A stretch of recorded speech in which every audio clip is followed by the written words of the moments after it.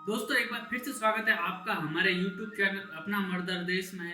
दोस्तों आज के इस वीडियो में मैं आपको बताऊंगा भगवान श्री जान राय जी के अवतार की कथा। मैंने पिछले वीडियो में बताया कि किस प्रकार भगवान श्री जान राय जी ने चोरों को अंधा किया और ठाकुर साहब को पर्चा दिया। उन्हीं भगवान श्री जान राय जी के अवतार की कथा मैं आपको इस वीडियो के माध्यम से बताऊंगा। उनका अवतार कैसे हुआ, किस प्रकार वो प्रकट हुए, किस प्रकार उनकी स्थापना हुई, संपूर्ण कथा है जो आपको इस वीडियो के माध्यम से बताऊंगा। तो इस वीडियो को पूरा देखें और उम्मीद करता हूँ आपको ये वीडियो पसंद आएगा। तो चलिए शुरू करते हैं आज का ये वीडियो।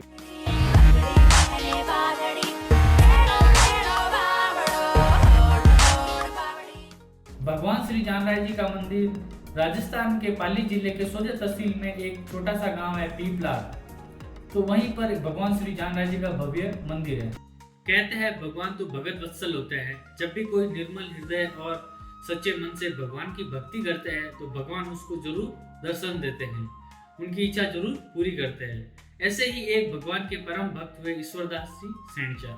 ईश्वरदास जी सेंचा भगवान के परम भक्त थे और वो भगवान की डेली भक्ति करते थे। सुबह स्नान करके भगवान को पूजा पाठ करते, उनको तिलक टीका करते, उनको भोग लगाकर फिर अपना काम शुरू करते। उनका ये नियम था डेली का। ईश्वरदास जी महाराज एक तुलसी की मणियों की माला पहनते थे। उनको लगभग भगवान की भक्ति करते करते 12 वर्ष हो गए थे। तो उनके मन में इच्छा हुई कि भगवान श्री ठाकुर जी महाराज है जो द्वारिकाधीश है, दर्शन करने की इच्छा प्रकट हुई मन में। तो उनको कहीं से मालूम हुआ कि भगवान श्री ये जो राधा कृष्ण भगवान है जीतड़ा ग्राम है, वहां पर उनके दर्शन हो सकते हैं। तो ईश्वरदास जी महाराज सुबह प्रातः काल जीतड़ा गांव के लिए निकल गए पवन गुटके से। पवन गुटका एक सिद्धि है जो वायु वेग से, जैसे हनुमान जी जाते थे वैसे ही वायु वेग से वह जाते थे। एक शीघ्र पहुंचने की एक सिद्धि थी जो उनके पास थी। और जो जीतड़ा ग्राम है वो सोजत के पश्चिमोत्तर पे आया हुआ है। तो जब वो वहां पर पहुंचे तो भगवान उनको दर्शन तो दिए थे, पर वो पूरा एक बोलते हैं ना कि राधा और कृष्ण रूप में नहीं आए थे, वो सिर्फ कृष्ण रूप में आए थे। भगवान से दर्शन किए फिर भी उनके मन में जो इच्छा थी वह पूर्ण नहीं हुई। वह काफी साल तक वहां पर गए पर उनको एक साथ दर्शन नहीं हुए। सिर्फ कृष्ण भगवान थे, उन्हीं के ही दर्शन हुए, पर उनके मन में इच्छा थी कि मेरे को कृष्ण भगवान और राधा रानी दोनों के एक साथ साक्षात दर्शन करने हैं। तो फिर वो बार बार आने लगे, उनको भगवान ने दर्शन नहीं दिया। तो उनको वो भगवान के प्रति अपनी नाराजगी जताते हुए कहा कि आप वो नहीं हो जिसकी मैं पूजा कर रहे हो। भगवान ने देखा कि मेरा भगत नाराज हो रहा है, तो भगवान ने कहा कि भगत मैं यहाँ नहीं, मैं तेरे को द्वारिका में मिलूंगा, तू द्वारिका राधा और कृष्ण मतलब साथ में आपको दर्शन देंगे। तो ईश्वरदास जी महाराज वापस अपने गांव पीपलाद आए और दूसरे दिन ही सुबह पवन गुटके से द्वारिका के लिए रवाना हो गए। जैसे ही द्वारिका पहुंचे तो भगवान श्री जो हमारे राधा कृष्ण ठाकुर जी महाराज है उन्होंने एक साथ दर्शन दिए। ईश्वरदास जी महाराज के अंदर जो मन में इच्छा थी वो पूर्ण हुई। अब क्या हुआ कि ईश्वरदास जी वहां जाकर वापस आए द्वारिकाधीश, उन्होंने दर्शन किए, भगवान से प्रार्थना की और हाथ जोड़े और वापस आए। तो अब क्या हुआ कि ईश्वरदास जी महाराज को जब भी भगवान के दर्शन करने की मन में होती वो चले जाते द्वारिका पवन गुटके से। तो ये सिलसिला चालू रहा। तो भगवान ने देखा कि भगत मेरा बहुत दूर से आ रहा है और रोज परेशान होता है, अपने घर के सारे काम काज छोड़कर मेरे दर्शन के लिए आता है। तो एक दिन भगवान ने कहा कि मैं तेरी भक्ति को जानकर, मैं तेरे को जानकर तेरे गांव पीपलाद नहीं आऊंगा, तू वही रह, मैं वहीं पे आऊंगा, अब तेरे को आने की जरूरत नहीं है। तो भगवान ने वचन दिया। तो ईश्वरदास जी महाराज ने पूछा भगवान आप आओगे, मुझे पता कैसे चलेगा कि आप आए हो और कहाँ पर आओगे, कैसे आओगे, इसके बारे में मेरे को बताओ। तब भगवान ने कहा कि जब तुम गंगा मैया को प्रसन्न कर लोगे तब मैं वहां पर प्रकट हो जाऊंगा और मैं तुम्हें आवाज लगूंगा तुम। तो इस तरह ईश्वरदास जी महाराज भगवान श्री द्वारिकाधीश को अपने वचनों में लेकर वापस पीपलाद आए। पीपलाद आने के बाद अपने सारे भाइयों को इकट्ठा किया और पीपलाद में एक बेरा है पिपलिया। उस पिपलिया बेरा में एक नया बेरा खोदा गया जिसको हम कुआं बोलते हैं। एक और बेरा खोदा गया जिसका नाम रखा राम सागर। यह बात हो रही है विक्रम संवत 1665 की। बेरा राम सागर को खोदना चालू किया और खोदते खोदते जब गंगा मैया प्रकट हुई, वहां से पानी निकला, तो सब गंगा मैया की जय जयकार करने लगे और गंगा मैया की पूजा की जेठ सुदी 11 विक्रम संवत 1665 के दिन ईश्वरदास जी स्वयं कुएं की खुदाई कर रहे थे, तो अचानक से कुएं के अंदर से आवाज आई कि रुक जाओ भगत, मैं आ गया हूँ। तो ईश्वरदास जी को पता नहीं चला, वो काम में बहुत व्यस्त थे, वो कुआं खोदने में व्यस्त थे। दूसरी बार और आवाज आई कि भगत मैं आ गया हूँ, रुक जाओ। फिर भी ईश्वरदास जी महाराज ने सुना नहीं, और तीसरी बार और वो फावड़ा चला दिया। तब कुएं का जो पानी था वो अचानक से लाल हो गया। तब अचानक से ईश्वरदास जी को लगा कि यार ये क्या हो गया अचानक से। तब भगवान ने कहा रुक जा भगत, क्या कर रहा है, मैं आ गया हूँ। तब ईश्वरदास जी महाराज ने देखा कि भाई कहाँ है भगवान है कहाँ। तब उन्होंने देखा कि एक जो कुएं के अंदर जो एक बड़ी चट्टान थी उनके नीचे से भगवान बोल रहे थे। तब ईश्वरदास जी महाराज ने कहा कि आप भगवान आप बाहर कैसे आओगे। तब भगवान ने कहा कि ये तो बालू, यहाँ पर तो बालू रेत है, इसको हटाओ, मैं बाहर आऊंगा।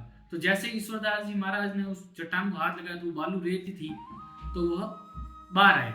ईश्वरदास जी महाराज ने देखा कि भगवान के कान और कंधे पर खून बह रहा है, क्योंकि वो जब उन्होंने कुएं के अंदर फावड़ा मारा था तो भगवान को लग गई थी। तो देखा कि कान और कंधे से खून बह रहा था। तो ईश्वरदास जी महाराज ने क्या किया कि उनका जो खून था वो साफ किया और एक टीले के ऊपर उनको विराजमान किया, और राधा रानी जी है उनको एक चुनरी उड़ाकर उनको वहां पर बिठाया ताकि उनको सर्दी न लगे। भगवान ने कहा कि अब भगत मेरे को भूख लगी है, मेरे को अभी भोजन करवाओ। तो ईश्वरदास जी चिंता में पड़ गए, क्योंकि थोड़ी देर पहले दोपहर को उन लोगों ने सभी ने भोजन किया था और भोजन कुछ बचा हुआ था नहीं। तो ईश्वरदास जी चिंता में पड़ गए। भगवान तो अपने भगत की मन की बात जान लेते हैं, तो उन्होंने कहा ईश्वरदास जी महाराज को कि भगत जा, वो जो टिफिन है उसके जो लेके आ जा। तो उसके अंदर एक आधी रोटी एक प्याज था, वो लेके आए। जैसे ही प्याज भगवान को देने लगे तो हाथ में नहीं आ रहा था, वो बार बार नीचे गिरा था। बहुत कोशिश करने के बाद भी वो हाथ में नहीं आया और नीचे गिर गए।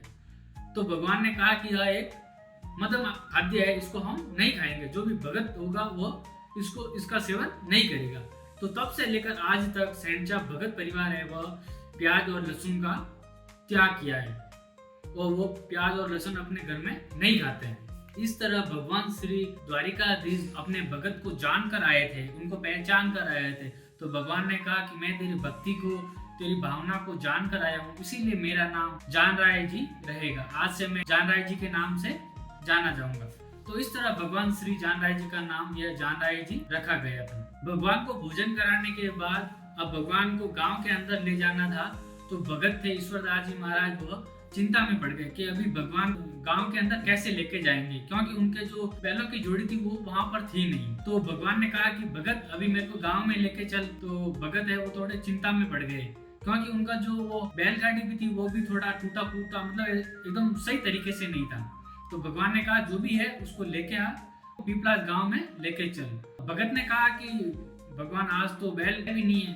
तो भगवान ने कहा कि जो गाय के जो टुकड़िया है, नए टुकड़िया मतलब जो छोटे बछड़े गाय के, उनको तुम लेके आओ, उन्हीं को लेकर चलेंगे। तो दास जी महाराज ने कहा कि भगवान वो तो छोटे हैं, वो कैसे आपकी बैलगाड़ी इसको लेके जाएंगे, वो तो हाथ में भी नहीं आते, पकड़ में भी नहीं आते, इधर उधर भाग जाते हैं। तो भगवान ने कहा कि आप जाओ, उनके कान पकड़ के लेके आओ, वो आ जाएंगे।